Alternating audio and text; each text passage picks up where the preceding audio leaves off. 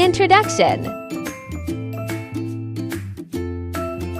Kami awali, Assalamualaikum warahmatullahi wabarakatuh. Kami dari kelompok pertama tugas PKN. Di sini kami akan menjelaskan tentang penegakan dan perlindungan hukum yang ada di Indonesia.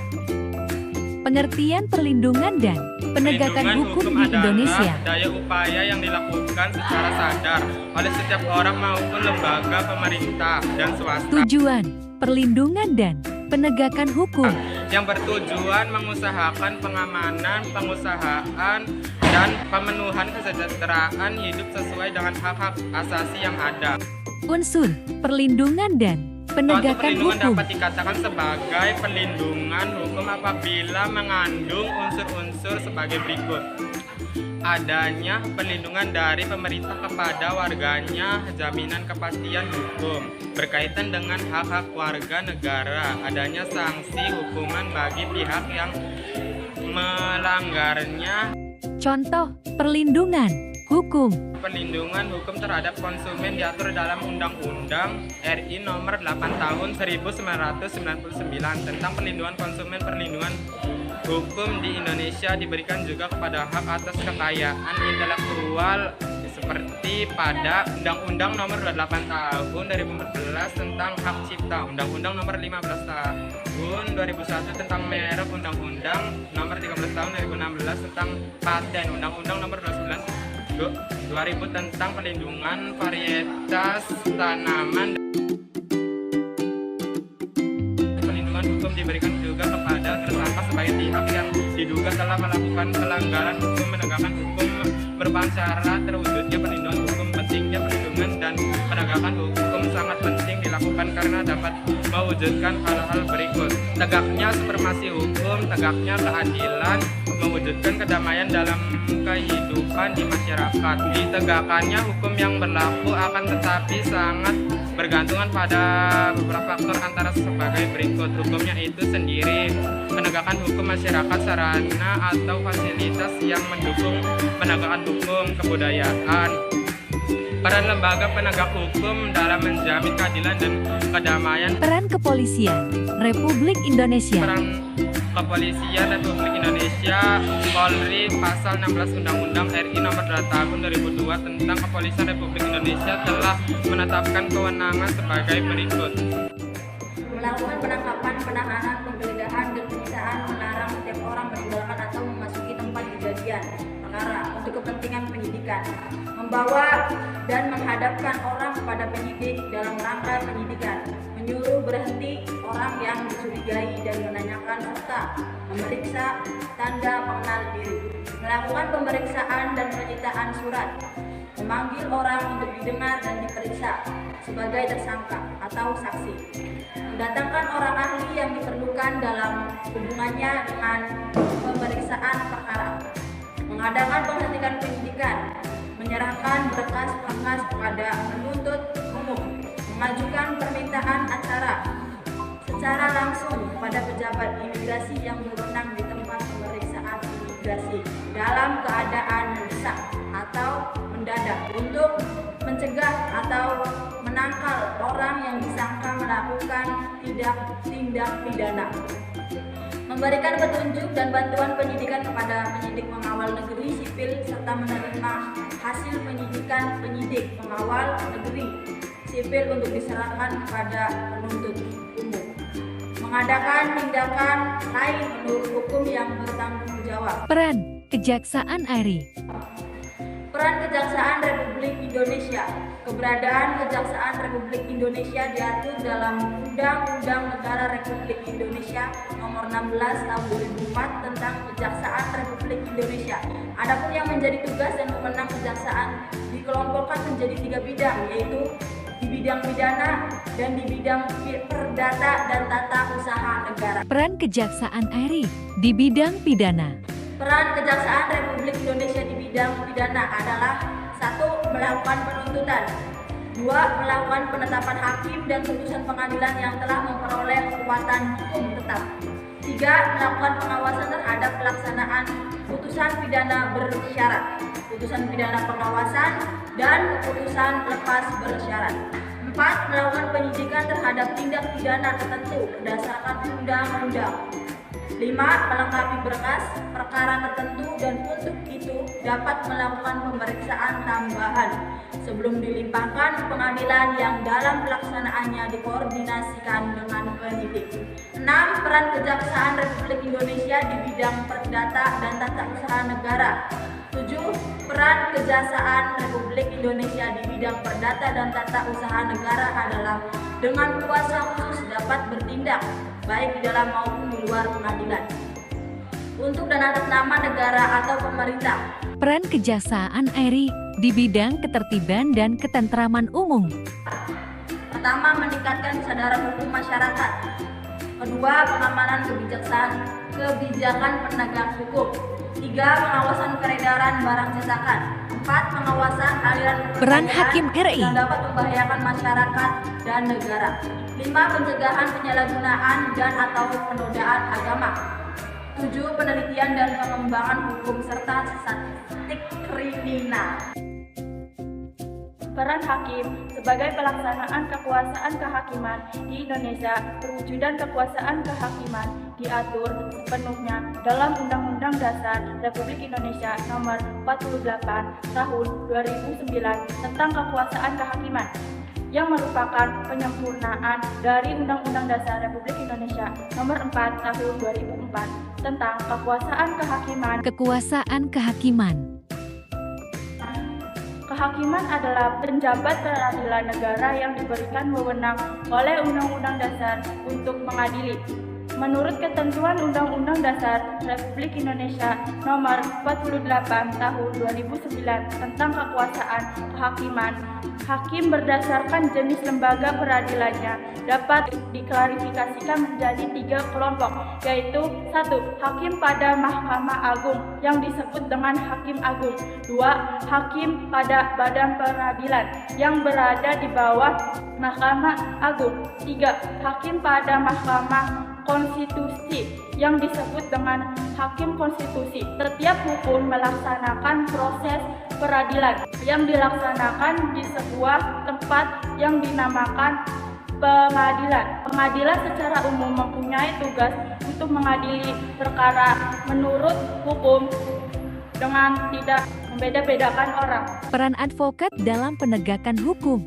Advokat adalah orang yang berprofesi memberi jasa hukum baik di dalam maupun di luar pengadilan. Keberadaan advokat sebagai salah satu penegak hukum diatur dalam Undang-Undang Dasar Negara Republik Indonesia Nomor 18 Tahun 2003 tentang advokat.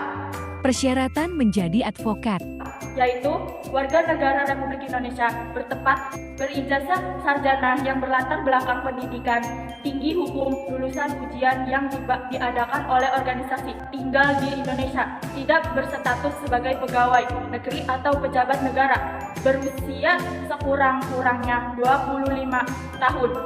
Advokat magang sekurang-kurangnya 2 tahun. Terus-menerus pada kantor advokat, tidak pernah dipidana karena melakukan tindak pidana kejahatan yang diancam dengan pidana penjara 5 tahun atau lebih, berperilaku baik, jujur, bertanggung jawab, adil, dan mempunyai integrasi yang tinggi. tugas advokat.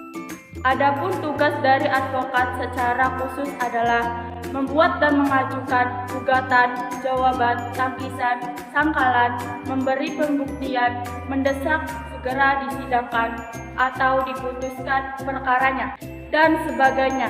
Hak advokat. Advokat bebas mengeluarkan pendapat atau pernyataan dalam membela perkataan yang menjadi tanggung jawab di dalam sidang. Untuk membela perkara yang menjadi tanggung jawabnya dengan tetap berpegang pada kode etik profesi dan peraturan perundang-undangan. Dengan advokat tidak dapat dituntut baik secara perdata maupun pidana dalam menjalankan tugas profesinya dengan itikat baik untuk kepentingan pembelaan klien dalam sidang peradilan. Advokat berhak memperoleh informasi, data, dan dokumen lainnya baik instansi pemerintah maupun pihak lainnya yang berkaitan dengan kepentingan tersebut yang diperlukan untuk pembelaan. Kepentingan kliennya sesuai dengan peraturan perundang-undangan. Advokat berhak atas kerahasiaan hubungannya dengan klien, termasuk perlindungan atas berkas dan dokumennya terhadap penyitaan atau pemeriksaan dalam perlindungan terhadap penyadapan atas komunikasi elektronik. Advokat tidak dapat diidentitaskan dengan kliennya dalam membela perkara klien oleh pihak yang berwenang atau masyarakat. Kewajiban advokat. Kewajiban yang harus dipatuhi oleh seseorang advokat dalam menjalankan tugas profesinya dilarang membedakan perlakuan terhadap klien berdasarkan jenis kelamin, agama, politik, keturunan, ras, atau latar belakang sosial dan budaya.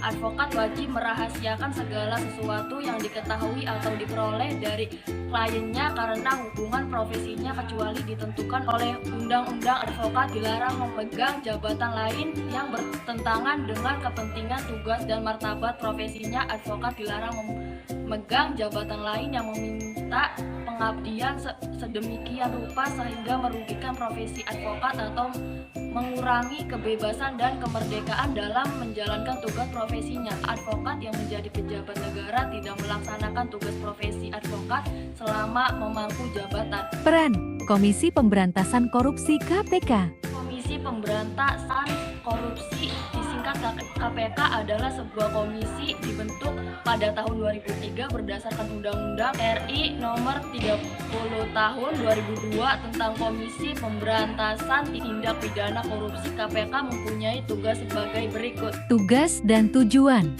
KPK. Koordinasi dengan instansi yang berwenang melakukan pemberantasan tindak pidana korupsi, supervisi terhadap instansi yang berwenang melakukan pemberantasan tindak pidana korupsi, melakukan penyelidikan dan penuntutan terhadap tindak pidana korupsi, melakukan tindakan pencegahan tindak pidana korupsi, melakukan monitor terhadap penyelenggaraan pemerintahan negara. Wewenang KPK.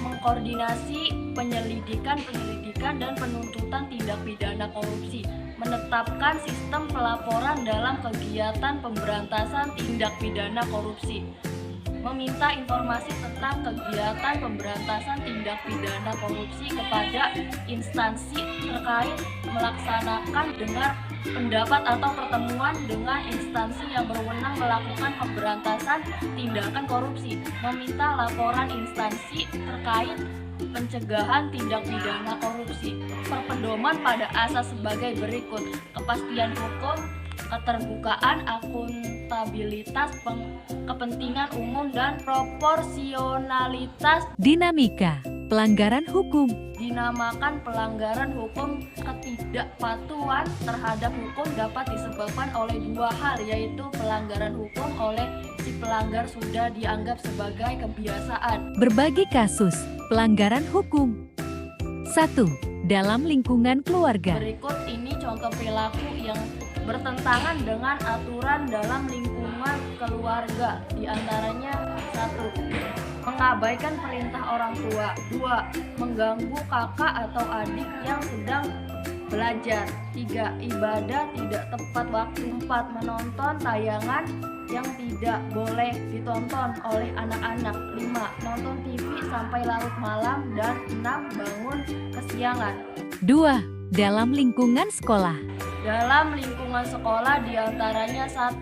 Menyontek ketika ulangan. 2. Datang ke sekolah terlambat. 3. Bolos mengikuti pelajaran. 4. Tidak memperhatikan penjelasan guru. Dan 5. Berpakaian tidak rapi dan tidak sesuai dengan yang ditentukan.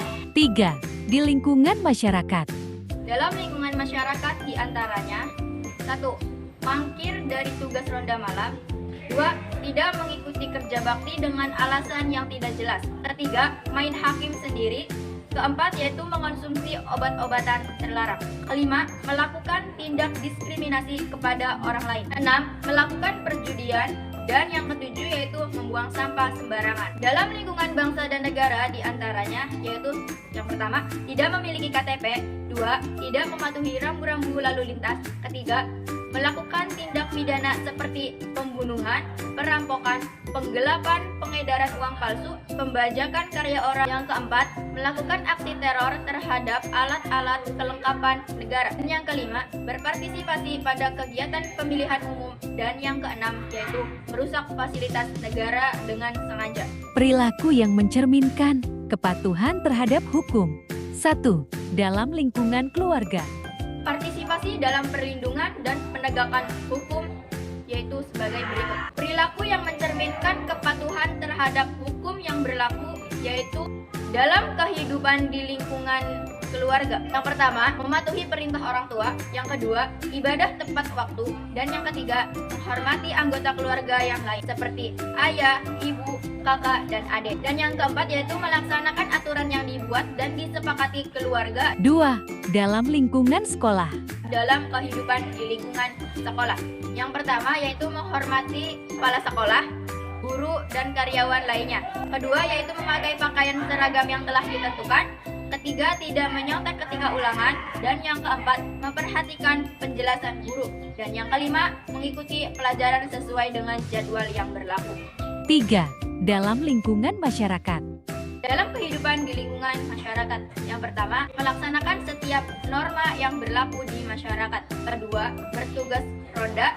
Ketiga, ikut serta dalam kegiatan kerja bakti. Keempat, menghormati keberadaan tetangga di sekitar rumah. Kelima, tidak melakukan perbuatan yang menyebabkan kekacauan di masyarakat seperti tawuran, judi, mabuk-mabukan, dan sebagainya. Dan yang keenam, membayar iuran warga. 4. Dalam lingkungan bangsa, negara. Dalam kehidupan di lingkungan bangsa dan negara, yaitu yang pertama, bersikap tertib ketika berlalu lintas di jalan raya. Kedua, memiliki KTP. Ketiga, memiliki SIM. Dan keempat, ikut serta kegiatan pemilihan umum. Kelima, membayar pajak. Keenam, membayar retribusi parkir.